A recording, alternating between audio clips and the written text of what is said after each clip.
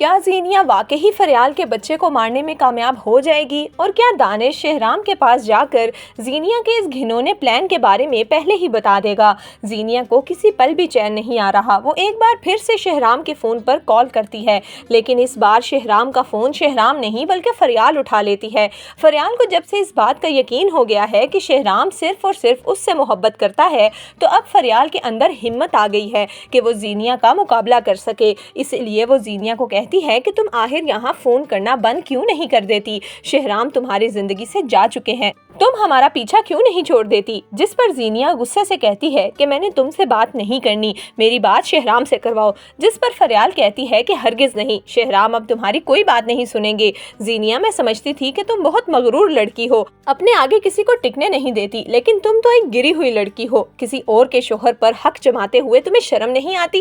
تمہاری شادی ہو چکی ہے، بہتر یہ ہے کہ تم اپنا دھیان اپنے شوہر میں دو، نہ کہ میرے شوہر میں۔ یہ کہہ کر فریال فون بند کر دیتی ہے۔ زینیا کو تو بہت زیادہ غصہ آتا ہے۔ زینیا غصے سے کہتی ہے، یہ فریال ہوتی کون ہے میرے منہ پر میرا فون بند کرنے والی اور مجھ سے شہرام چھیننے والی؟ میں اس سے ہر خوشی چھین لوں گی۔ زینیا اسی وقت رخسانہ کو کال ملاتی ہے اور کہتی ہے، رخسانہ، میں نے تمہیں جو کام کہا تھا اس کا کیا بنا؟ جس پر رخسانہ کہتی ہے، بی بی جی، آپ کا کام بہت مشکل ہے، ہر وقت کوئی نہ کوئی فریال بی بی کے پاس ہوتا ہے اور میں انہیں نقصان نہیں پہنچا پا رہی۔ جس پر زینیا کہتی ہے کہ اب بس بہت ہو گیا، میں نے سنا ہے کہ شانزے کی شادی ہو رہی ہے، بس شادی کے فنکشنز میں ہی تمہیں فریال کو دھکا دینا ہے اور اس کا بچہ ختم کرنا ہے۔ میں فریال سے ہر خوشی چھین لینا چاہتی ہوں، جس طرح فریال نے میرے شہرام کو مجھ سے چھینا۔ جس پر رخسانہ مان جاتی ہے اور کہتی ہے کہ ٹھیک ہے، لیکن مجھے کچھ پیسے چاہیے۔ جس پر زینیا فوراً رخسانہ کے اکاؤنٹ میں پیسے ٹرانسفر کر دیتی ہے، لیکن زینیا کو اس بات کا اندازہ نہیں ہے کہ دانش یہ ساری باتیں سن لیتا ہے۔